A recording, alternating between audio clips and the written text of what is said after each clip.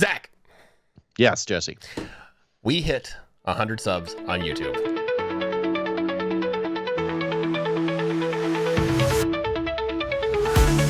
All right, cool. The recording started, so now we can pretty much get it. Flying around the event. Just flying around. But it's 100 people. It's fine. No. It's more than that. But it doesn't It's matter. not. All of America is like, what the fuck is going on? I mean, he might revolutionize America. Oh, as yes. in Revolutionary War. It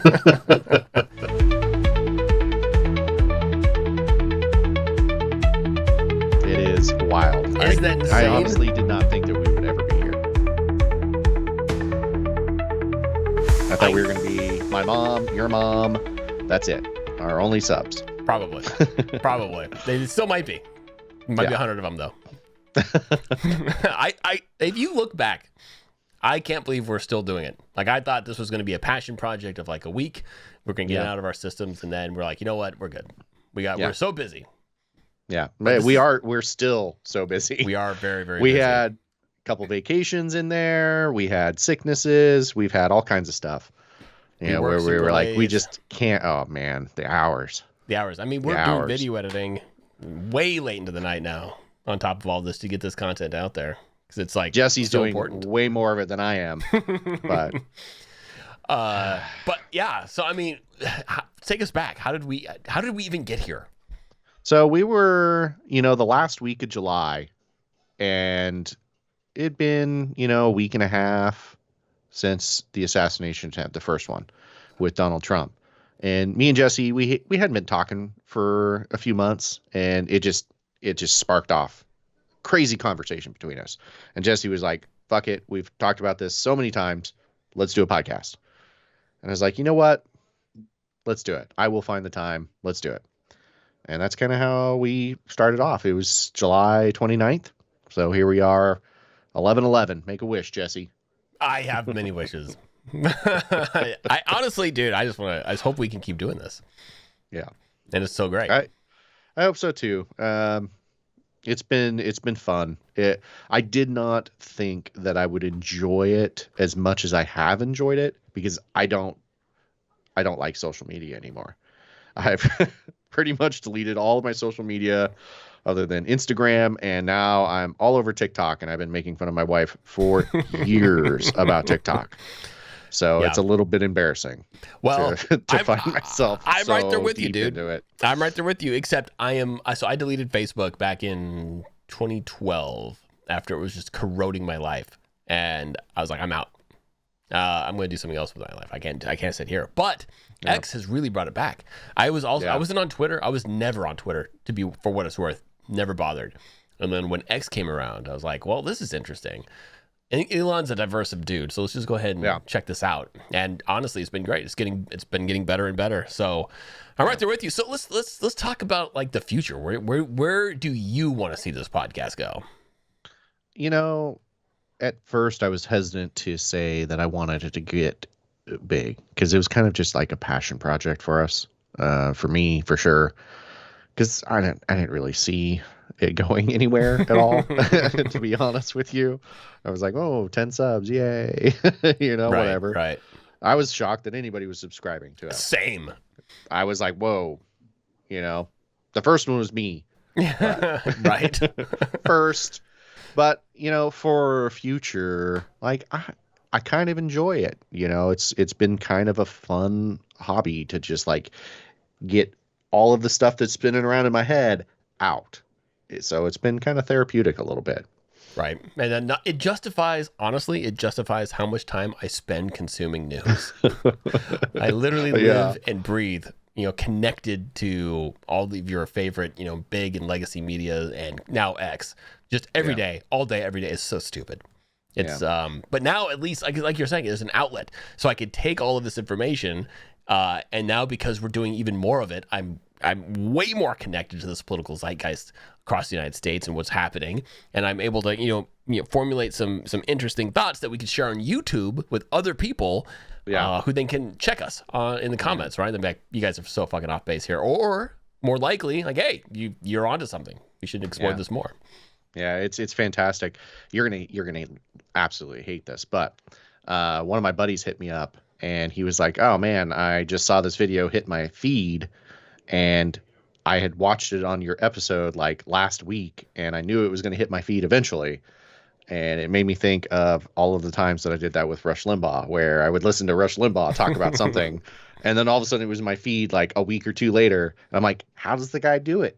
How does the guy do it?" Demonic power. It was nice. But you can tell that, just like what we have been doing, and absolutely not comparing us to Rush Limbaugh. That dude was way, way better at this than we are. Yeah. Sorry, Jesse. Yeah, no, he's a legend, right? Forever. Yeah. Regardless of how you think about him, he's certainly a legend in the space. Yeah. But it was just kind of nice and, kind of validating a little bit because, like you said, we pay way too much attention to the scrap. We do. Just all the time. An unhealthy amount of attention. And, my wife won't talk to me about it. Mine won't either. She's like, shut up. Shut up. Yep. I mean, if I literally have to text you. I have to call you or text you. Otherwise, I'm going to be in trouble. Almost every morning I wake up with 5 text messages from Jesse. Yes. It's fantastic. I'm like, oh. Oh, so true. So true. I'm with you, though. Like, now that we hit, like, we have 100 subscribers on YouTube. I mean, in the grand scheme of things, it's like a drop in the bucket of the sea of YouTube, but it does mean something to me. Like I am really inspired to continue doing this, up the ante a little bit, as much as we can, just put out even better stuff, right? Really stay on top of it. And then I want to somehow, I really want to start interacting more with the people watching, and really start focusing on the comment section. I mean, we already respond to 99% of all the comments, but I want to see more. I want to see more comments that we can pull into the conversation, right? More diverse of stuff, more feedback. Especially if you disagree with us, I would love to hear more of that. Man, that's where I'm at. Like, if you disagree with us, I'm not saying find a primary article. Don't write a dissertation, but like, give us something to look up. If you're going to say whatever, don't just call us a bunch of clowns. That it's not productive. Give me something to look up, because I'll look it up. We will look it up. We will throw me a bone so I can look it up and I can improve my argument so that it convinces you. Yeah, and one of these days, maybe. Actually, I don't know this to be true anymore. Because again, I started off July 12th liberal. And then I'll fast forward to today. I don't know if I have moved further right or that the left has just escaped me in its race to Marxism.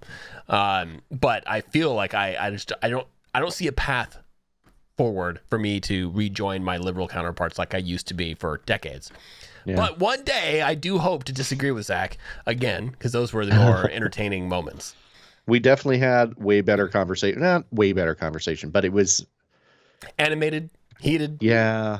Electric. It made you think a lot too. But I like this stuff too. I like what we're doing right now. Yeah, absolutely. But when we started the podcast, we anticipated a lot more debate and not as much agreement. We just agree on and everything. It's been wild. It's been wild. Well, but to Jesse's point, really, truly, I've had this conversation with so many people, right, that were diehard leftists that just looked up one day and realized that they weren't on the left anymore. They were almost in conservative camp.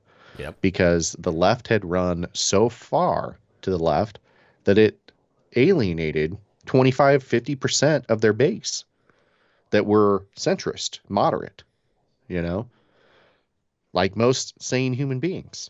There's a very small margin that's like way off far to the left and way off far to the right.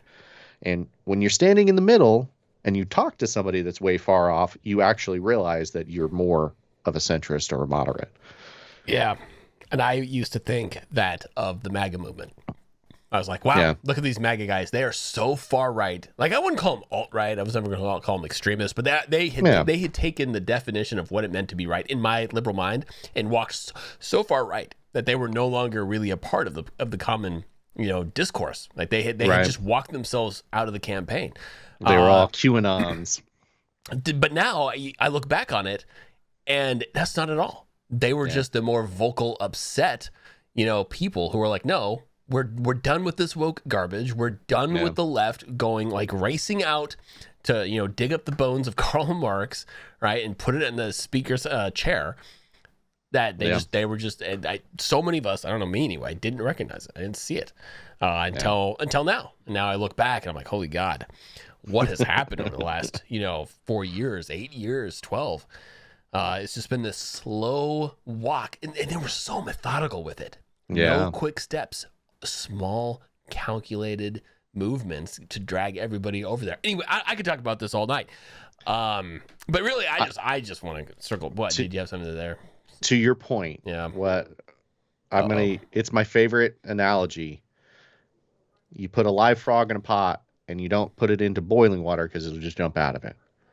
You put it into room temperature, and you slowly crank the heat up, and they don't even know they boil. Right. It's a little bit gruesome, right? But it's the best analogy I have for what the Democratic Party has done to its constituents. Yep. Yeah. I mean, I'm not living just in the to everybody in America. Yeah, pretty much. I mean, just look at what's happening right now with the 4B movement and all these, liberal women who are shaving their heads and wearing blue bracelets and blue, face masks and things like that. It's like, I don't think what you're doing is helping you. Like, I think you're hurting yourself here. But anyway, we digress. 100 subscribers. It's it's such a massive milestone. For me anyway. It's a massive milestone massively. For us. But we understand that it's still just, minor leagues, kitty T-ball. Yeah. We get it. Yeah, but we're having fun with it. We're enjoying it. And from the bottom of my heart, I'd like to tell you how much I appreciate everybody that has subbed and tuned in and given us good feedback, and everybody that's hit me up on my phone and everything like that. It's been nice. Yeah. Thank you everybody. Yeah, and hopefully we can continue to deliver, but we need y'all to get in those comment sections and help us steer the next course of the show. The next milestone, you won't hear from us again until we hit the 500 mark. So what do you want to see between now and 500? What can we give you that's going to make this show even better? Do you want 4-hour podcast? Do you want 30-minute podcast? Do you want more? Like, what do you want more to see politically? Let us know.